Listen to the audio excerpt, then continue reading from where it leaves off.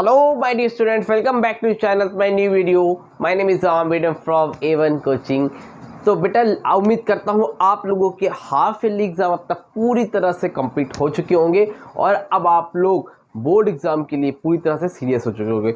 Board exam से पहले होगा आप लोगों का प्री बोर्ड एग्ज़ाम, तो उससे पहले हम लोगों को करना है अपना पूरा का पूरा सिलेबस कंप्लीट। तो हम लोगों ने 8 चैप्टर कॉमर्शियल स्टडीज़ को ऑलरेडी कंप्लीट कर लिए थे, अब उसी को हम लोग आगे कंटिन्यू करेंगे और चैप्टर नंबर 9 बजटिंग स्टार्ट करेंगे और इसको जल्द से जल्द यानी कि आज ही कंप्लीट करवा देंगे। और कोई डाउट रहेगा तो कमेंट सेक्शन में इस टाइम में कॉन्टैक्ट कर लेना। कोई बच्चा पहली बार आया चैनल पर तो उसको बता दूं कि आपको इस चैनल पे पिछले 4 सालों से कॉमर्स इकोनॉमिक्स का पूरा कंटेंट क्लास 9, 10, 11, 12 और अकाउंट्स का पूरा प्रोवाइड करा जाता है। और लास्ट पिछले 3 से 4 सालों से कितने बच्चे 90+ मार्क्स ईजिली लेकर आते हैं, जो भी मैं स्ट्रेटजी बताता हूँ। फिलहाल अब स्टार्ट करते हैं और देखते हैं कि बजटिंग चैप्टर में हम लोगों को क्या पढ़ना है।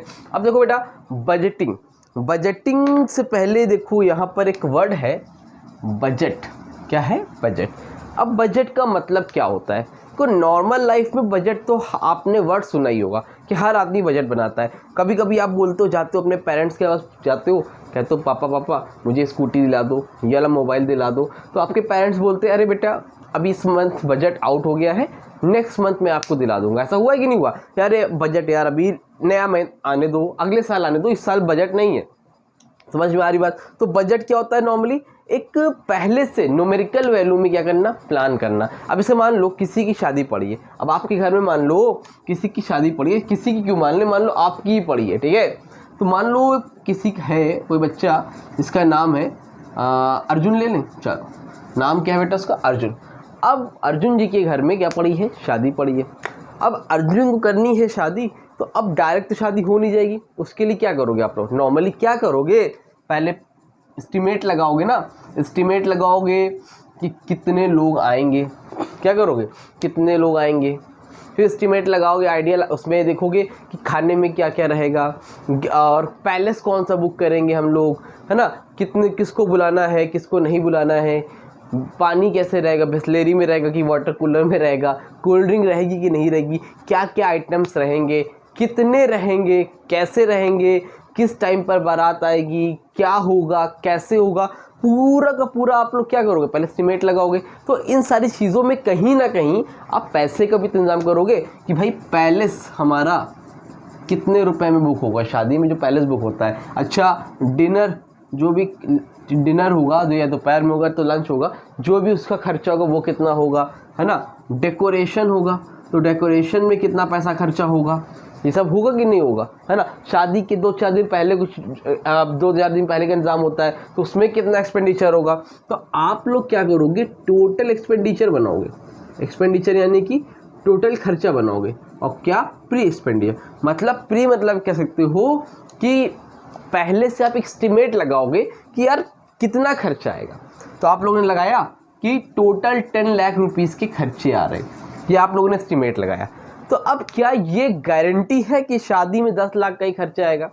ये ऐसा तो कहीं लिखा नहीं है कि शादी में 10 लाख का आएगा, कि 12 लाख का आएगा, कि 25 लाख का आएगा। लेकिन ये चीज़ का ख्याल रखना, जब आप बजट कोई भी चीज़ बना लेते हो किसी भी चीज़ का, तो रियल में आप कभी भी देखना 10 की जगह 9 हो जाएगा, 10 की जगह 11 हो जाएगा, 10.5 हो जाएगा।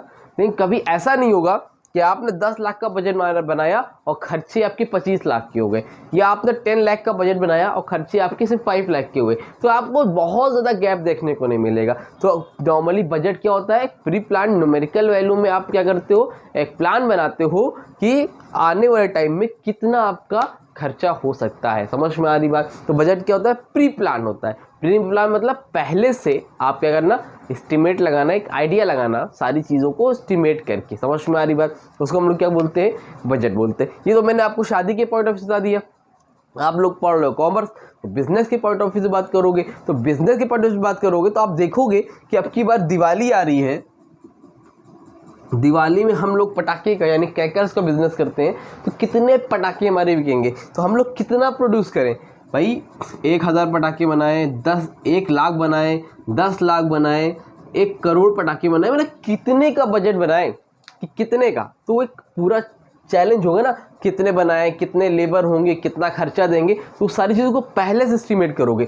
दिवाली के एक दिन पहले थोड़ी नहीं करोगे, आप महीनों पहले से स्टार्ट कर दोगे कि हमें ये चीज़ें करनी है, ये रॉकेट लानी है, ये बम लाने हैं, ये सारी चीज़ें करनी है, तो इतना इतना हम लोग मार्केट में बेचेंगे। तो जब बिजनेस के पॉइंट से बनाओगे तो क्या होता है, नॉर्मल आपका बजट। तो बजट हर इंसान अपने घर में ही बनाता है और बिजनेस में भी बनाता है, ठीक। तो बुकिश लैंग्वेज में अगर हम लोग बजट की बात करें तो क्या होता है, समझ गया बजट का मतलब। बुकिश लैंग्वेज बजट का मतलब budget is an estimation. Budget क्या है, एस्टिमेशन है, यानी कि अंदाज़ा लगाना, आइडिया लगाना ऑफ रेवेन्यू एंड एक्सपेंसेस, यानी कि कितनी इनकम होगी रेवेन्यू और कितना खर्चा होगा over a specified future period of time. Future period of time मतलब आने वाले टाइम में आप कितने पैसे खर्चा करोगे और उस खर्चा करने से कितना आपका रेवेन्यू हो सकता है, आप पहले से एस्टिमेट लगा लोगे। इसको हम लोग क्या बोलते हैं बेटा, बजट बोलते हैं। क्लियर। नंबर 2 पर है बजटिंग। क्या है, बजटिंग। चैप्टर का नाम भी होता। तो ये प्रोसेस हो रहा है, ये जो पूरा बना रहे हो ना, डेकोरेशन डिनर वगैरह में कितना खर्चा होगा, जो इस बजट को बनाने में, इस बजट को बनाने में बेटा जो प्रोसेस हो रहा है शुरू से लेके आखिरी तक, उस प्रोसेस को ही हम लोग क्या बोलते हैं, बजटिंग बोलते हैं। क्या बोलते हैं, बजटिंग बोलते हैं। यानी कि the process of preparing budget is known as budgeting. The process of preparing budget मतलब जो प्रोसेस होता है बजट को प्रिपेयर करने का, उसको हम लोग क्या बोलते हैं बेटा, बजटिंग बोलते हैं। क्या बोलते हैं, बजटिंग बोलते हैं। आई होप आपको यहाँ तक अच्छे से क्लियर हो गया होगा। कोई डाउट रह गया तो कमेंट सेक्शन में इंस्टाग्राम में कॉन्टैक्ट कर लेना। आगे बात करते हैं, मोस्ट इंपॉर्टेंट टॉपिक है जो कि आपके बोर्ड एग्जाम में देखने को मिलेगा ही मिलेगा, आप मान के चलो। जैसे कि सबसे इंपॉर्टेंट टॉपिक है इस चैप्टर में, फोरकास्टिंग और बजटिंग। फोरकास्टिंग और बजटिंग में क्या डिफरेंस होता है। क्या टॉपिक का नाम बेटा, फोरकास्टिंग एंड बजटिंग में आपका क्या डिफरेंस होता है, इसको हम लोग अब अच्छे से देखने वाले हैं। तो ध्यान से इस बात को समझना, और कोई डाउट रह जाए तो कांटेक्ट कर लेना, ठीक। अब फोरकास्टिंग और बजटिंग में क्या डिफरेंस होता है। देखो, फोरकास्ट का मतलब होता है आप क्या करते हो, पुराने डेटा के बेसिस पे एनालाइज करते हो। क्या करते हो, एक एनालाइज करना। फोरकास्टिंग हर कोई कर सकता है, मैं भी कर सकता हूँ, आप कर सकता हूँ, लेकिन अंधी नहीं मारते। पुराने डेटा के बेसिस पे चेक करते हैं कि अच्छा ऐसा ऐसा हुआ था। अब देखिए, मान लो मैंने कहा विराट कोहली है, कोलकाता के ग्राउंड में, पानी लग गया क्या जी, कोलकाता, एक सेकंड रुको, बस एक सेकंड, पानी लग गया भाई, पानी से हो गया।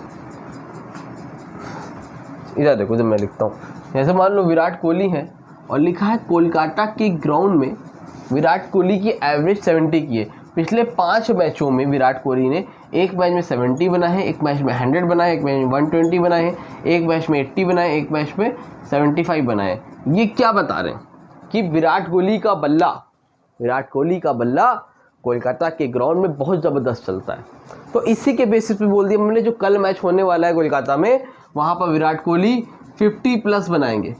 तो ये किस बात की गारंटी है ऐसा होगा, नहीं है। लेकिन मैंने क्या किया, पुराने डेटा के बेसिस पे एनालाइज किया और एक प्रेडिक्शन कर दिया। जब है ना, जैसे बोला कि हर साल अक्टूबर के महीने में बारिश होती है, पिछले 10 साल से हो रही थी, तो मैंने एक प्रेडिक्शन कर दिया कि हाँ भाई इस बार भी बारिश होगी। समझ में आ रही बात। तो पुराने डेटा के बेसिस पे जो हम लोग एनालाइज करके जो चीज़ें बताते हैं उसको हम लोग क्या बोलते हैं, फोरकास्टिंग बोलते हैं। क्या बोलते हैं बेटा, फोरकास्टिंग बोलते हैं। आई होप आपको ये बात अच्छे से क्लियर हुई होगी। कोई डाउट रह गया तो कमेंट सेक्शन में इंस्टाग्राम पे कॉन्टैक्ट करना। अब देखो, फोरकास्टिंग बजटिंग में डिफरेंस क्या है। Forecasting means estimation of what is likely to be happen. Forecasting का मतलब होता है एस्टिमेट लगाना, एक आइडिया लगाना, is what is likely to happen, क्या होने वाला है। दूसरा बजटिंग क्या है, budgeting involves target for future plan under plan condition. Budgeting क्या होता है, इसमें target for future plan under plan, इसमें सब कुछ प्लान कंडीशन में होता है। आपने बना लिया, फोरकास्टिंग जहाँ से ख़त्म होती है वहीं से बजटिंग स्टार्ट होती है। आपने देखा अच्छा ये ऐसा फोरकास्ट है, तो उसी के हिसाब से हम लोग पूरा प्लान करते हैं, प्लान के अकॉर्डिंग सारी चीज़ें करते हैं, ठीक। Number 2, forecasting is preliminary steps of budgeting. Forecasting जो है प्रीलिमिनरी का मतलब होता है पहले का स्टेप है, बजटिंग से पहले का स्टेप है फोरकास्टिंग। और ये क्या है, budgeting begins when forecasting and. जब फोरकास्टिंग एंड होता है तभी क्या होती है, बजटिंग कब बिगिन होता है, ठीक। नंबर 3, फोरकास्टिंग में be done for long period of time. Forecasting क्या होती है, लॉन्ग पीरियड ऑफ टाइम के लिए होती है, ठीक है। लेकिन usually budgeting is done separately for each accounting period. लेकिन ये क्या होती है, अकाउंटिंग पीरियड, यानी कि 1 अप्रैल से 31 मार्च हर साल अकाउंटिंग पीरियड होता है, तो अकाउंटिंग पीरियड के हिसाब से बजट बनता है। Number 4, forecasting can not be control according to yourself. Forecast हम लोग अपने हिसाब से नहीं कर सकते, अपने हिसाब से हम लोग कंट्रोल नहीं कर सकते, लेकिन budgeting can be control with according to situation. लेकिन सिचुएशन के हिसाब से हम लोग अपना बजट कंट्रोल कर सकते हैं। भाई मेरे पास पैसा कम पड़ रहा है तो मैं चीज़ें कम कर दूंगा यार, दो मिठाई रखा था अब एक मीठा कर दूंगा शादी में, समझ में आ रही बात। Number 5, forecasting is judgement that be made by anybody. Forecasting forecasting एक जजमेंट है जो कि कोई भी कर सकता है, तुम भी कर सकते हो कि ऐसा हो जाएगा वैसा हो जाएगा, ठीक। और बजटिंग क्या है? A budget is a plan that requires authority of management. नहीं, बजट में क्या होता है, आप बजट नहीं बना सकते, मैनेजमेंट की अथॉरिटी होगी तभी आप बना सकते हो, अदरवाइज नहीं बना सकते। उम्मीद करता हूँ यहाँ तक अच्छे से समझ में आया होगा। अब एक इम्पॉर्टेंट बात, बहुत से बच्चे हैं तो बहुत से बच्चों से मैं बोलना चाहूँगा, अगर आप लोगों को नोट्स नहीं मिल रहे हैं तो नोट्स अगर आपको लेने हैं तो यूट्यूब पे मैंने already hand written note uploaded है, अगर आप लेना चाहो तो आप वहाँ से जाके लिख सकते हो। लिखना यूट्यूब पे जाकर, मतलब सर्च पे लिखना commercial studies class 10th ICSE notes A1 coaching. हालांकि A1 कोचिंग नहीं लिखूँ तब भी आ जाएगा, लेकिन आप मेंशन कर देना सबसे ऊपर आएगा commercial studies class 10th ICSE A1 coaching notes, या फिर आप लिख सकते हो इकोनॉमिक्स का economics class 10th ICSE notes A1 coaching. तो इकोनॉमिक्स जो भी नोट्स चाहिए आपको हैंडेड नोट्स मिल जाएंगे। उसके अलावा साथ ही साथ हमारे पास PDF नोट्स भी है जो कि कंप्यूटराइज है, इसको लिखवाया गया है, मैंने लिखवाया प्रिंट करवाया है। तो जो लोग PDF नोट्स लेना चाहते हैं इसका कोई कॉस्ट नहीं है, फ्री ऑफ कॉस्ट है। लेकिन अगर आप PDF नोट्स चाहते हो तो पर चैप्टर 15 रुपीज़ आपको पे करने होंगे। कितने बेटा? पर chapter 15 rupees just nominal cost है, और सारे के सारे चैप्टर लोगो तो आपको 200 रुपीज़ में सारे चैप्टर्स मिल जाएंगे। तो आप 15 चैप्टर हैं उसमें, तो पूरे चैप्टर लोगो तो आप 200 रुपीज़, ऑल चैप्टर्स कितने रुपीज़ में बेटा? 200 रुपये में सारे चैप्टर के आपको नोट्स मिल जाएंगे। इसमें बेटा आपको सारे नोट के साथ साथ इंपॉर्टेंट क्वेश्चंस मिलेंगे और कुछ आपको MCQs भी मिलेंगे for the purpose of practice. क्योंकि बेटा MCQ की गारंटी नहीं दूंगा, साफ बोल रहा हूँ, क्वेश्चंस की गारंटी रहेगी, उसमें से 80% 70% आपके बोर्ड एग्जाम में भी आएंगे, लेकिन MCQ की यार गारंटी नहीं रहेगी कि MCQ आएंगे। MCQ जस्ट आप प्रैक्टिस फॉर प्रैक्टिस के लिए, ठीक है। तो अगर ऐसे बच्चे जो नोट चाहते हैं कॉमर्स इकोनॉमिक्स के तो वो कॉन्टैक्ट कर सकते हैं, मेरे व्हाट्सएप नंबर नोट कर लें 8957250045 पे कांटेक्ट कर सकते हैं और मुझसे नंबर कांटेक्ट करके आप लोग ले सकते हैं, ठीक है। उम्मीद करता हूँ आपको यहाँ अच्छे समझ में आया होगा। कोई डाउट रहेगा तो कमेंट सेक्शन में कांटेक्ट कर लेना। नेक्स्ट वीडियो में हम लोग पार्ट 2 में आएंगे, बजट में और डिटेल में पढ़ेंगे, क्योंकि बेटा आपकी यार थोड़ा पेपर कॉन्सेप्चुअल भी बनने वाला है, ठीक है। तो मिलते हैं न्यू वीडियो में, यहाँ तक अच्छे से कर लेना, इस टॉपिक को ज़रूर से याद कर लेना। अच्छा, एक और इम्पॉर्टेंट बात भूल गया तो बताना कि अगर ऐसे कोई भी बच्चे हैं जो मुझसे पर्सनल पढ़ना चाहते हैं तो 2 तरीके हैं। एक तो हम लोग ऑफलाइन क्लासेस भी प्रोवाइड करते हैं, ऑफलाइन क्लासेस हमारी प्रयागराज में है, करेली में, तो आप यही नंबर पे कांटेक्ट कर सकते हो। क्रैश को स्टार्ट कर रहे हैं हम लोग 60 डेज़ का, 60 दिन के अंदर complete commerce, complete economics, complete English आपको दिया जाएगा। और उसके साथ ही साथ आपको हिस्ट्री ज्योग्राफी भी आप पढ़ना चाहोगे तो वो भी कंप्लीट करा दिया जाएगा, ठीक है। अब इसके बाद अगर कोई बच्चा ऐसा है जो आउट ऑफ द सिटी है, कोई कोलकाता का है, कोई मुंबई का, कोई बेंगलुरु का है, तो ऐसे कोई बच्चे अगर मुझसे पर्सनल ट्यूशन लेना चाहते हैं तो उनको हम लोग गूगल मीट पे या फिर यूट्यूब पे ही प्राइवेटली, ठीक है, पढ़ा रहे हैं। तो आप लोग गूगल मीट सबसे परफेक्ट, या जूम पे, तो आपको भी पर्सनल ट्यूशन अगर लेना है तो आप उससे भी उसके लिए भी कांटेक्ट मुझसे कर सकते हो। तो उम्मीद करता हूँ कुछ ना कुछ आप लोगों के लिए इंपॉर्टेंट नॉलेज मिली होगी। तो ऐसे जितने बच्चे हैं जो प्राइवेट भी पढ़ना चाहते हो भी कांटेक्ट कर सकते हैं। 60 डेज़ के अंदर, 60 क्या, आपको 40 डेज़ के अंदर कंप्लीट सिलेबस कॉमर्स इकोनॉमिक्स का करवा दिया जाएगा।